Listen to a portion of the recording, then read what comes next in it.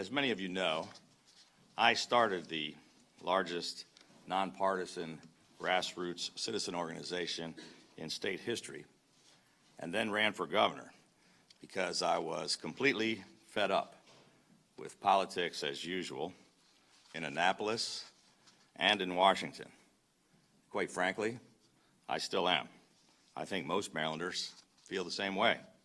They're fed up with politics and they're angry at Republicans and Democrats. And they can't figure out why people cannot just seem to come together and work together toward common sense bipartisan solutions to the serious problems that face us. Even though I had never held elective office before, I was elected governor because just as many Democrats and independents voted for me as Republicans, because they agreed with me, and they agreed with me regardless of their party affiliation, because they were just as fed up with partisan politics as I was. On election night, I gave as I was giving my acceptance speech, I pledged that the very next day, the Lieutenant Governor and I were going to get to work on cleaning up the mess in Annapolis and restoring integrity to our state capitol.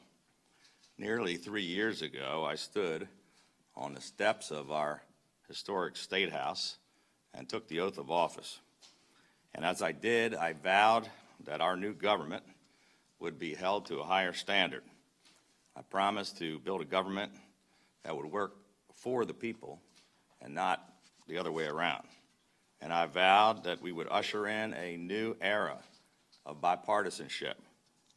For nearly 3 years, we have been doing exactly what we said we would do. We said that we were going to push for more transparency and accountability all throughout the state government, and we have. We appointed the very first truly bipartisan cabinet, made up half of Democrats and half of Republicans. On my first day in office, I issued my very first executive order to begin holding public officials more accountable. We outlined the standards of conduct that my cabinet and my staff, as well as all employees of the entire executive branch of state government, would be held to from top to bottom. And from the first day of our administration, our team has been working diligently to root out wrongdoing and corruption, no matter where it is taking place. After 30 months of an extensive federal investigation, we all became painfully aware that current and former members of the legislature, along with local government officials and others, had been abusing the public trust and using their offices for self-enrichment and criminal activity. As if we needed even further proof, just take a look at the front page of this morning's paper, which details the accusations against the Maryland senator who allegedly sold his vote in return for more than $15,000 in bribes. He was part of a much larger and more extensive undercover investigation of the legislature and other local elected officials. That senator, shamefully, will still be on the floor of the Senate when the legislative session begins tomorrow. And what's worse is that legislative leaders have been defending his presence there. Sadly, Maryland did not have any comprehensive ethics reforms in at least 15 years.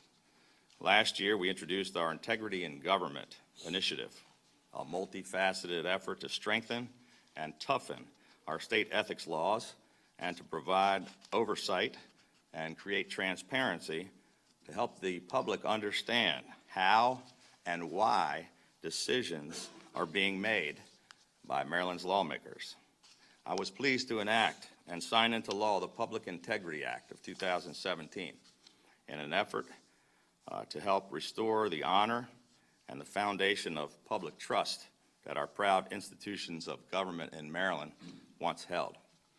The Public Integrity Act of 2017 places additional restrictions on both the executive and legislative branches of state government to eliminate and prevent further corrupt behavior from occurring. This represents the most important and transformative ethics reform legislation in Maryland in decades. In an effort to continue to bring further transparency, accountability, and fairness to state government, today we are announcing two new pieces of legislation.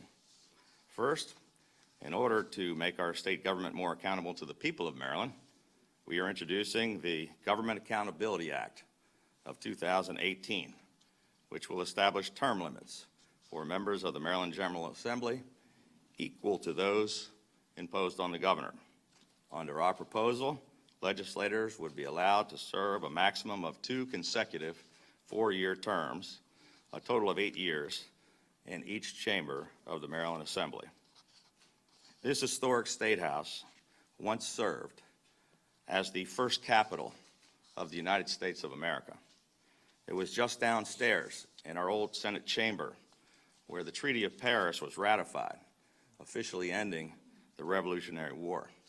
It's where General George Washington resigned his commission as the commanding general of the Continental Forces before returning back to his home at Mount Vernon, effectively ushering in a new civilian form of government. For Maryland and for our nation, this has always been a revered and sacred place where great things have begun, where great men and women have served, and where great things have been accomplished. But our founding fathers never envisioned professional politicians who spend their entire careers in office. What they intended was citizen legislators who would represent their constituents and then return back home to their real jobs, just like George Washington did. We have seen in Washington, in Annapolis, and all across America the rise of professional politicians who spend their entire careers in office. It has led to out-of-control partisanship, meaningless political spin, the stifling of honest debate and fresh ideas, the inability to get things done, gerrymandering, one-party monopolies, and an increased potential for the type of corruption that we have seen here, which our administration has been fighting hard to root out. 15 other states have already instituted legislative term limits, and in Montgomery County, nearly 70% of the citizens there recently voted to implement term limits for their local elected officials. An even larger majority of all Marylanders, regardless of party, favor term limits for legislators, and they desperately want their elected members of the General Assembly to finally listen to them. The people of Maryland are sick and tired of blatant partisanship and political gamesmanship. They are rightfully angry at both Republicans and Democrats in Washington and in Annapolis. We are calling on legislators on both sides of the aisle to come together in a bipartisan way to bring this legislation to the floor of the House and the Senate for an up or down vote, which would allow this measure to be put on the ballot this November for the voters of Maryland so that they may decide this issue for themselves. In addition, we will be submitting the Legislative Transparency Act of 2018, which will require all sessions of the Maryland General Assembly to be live streamed to the public through both audio and video. Maryland, sadly, is one of only 7 states in the entire nation that does not live stream video of their deliberations in either house of the legislature. For several years now, the legislature has refused to act on this important bipartisan transparency legislation. Marylanders deserve accountability and transparency from their elected officials, but unfortunately this proposal has been hidden in a drawer and has never even been allowed to come to the floor for an up or down vote. I just happen to believe very strongly that the public has a right to know what their lawmakers are saying and doing during the debate on these important issues, which are directly affecting the citizens and taxpayers of Maryland. Legislators should be deliberating and making these important decisions out in the open, in the light of day, instead of behind closed doors. Our hope is that this year will finally be the year that this bipartisan common sense measure is signed into law. Tomorrow, members of the General Assembly will return to Annapolis for the 2018 legislative session.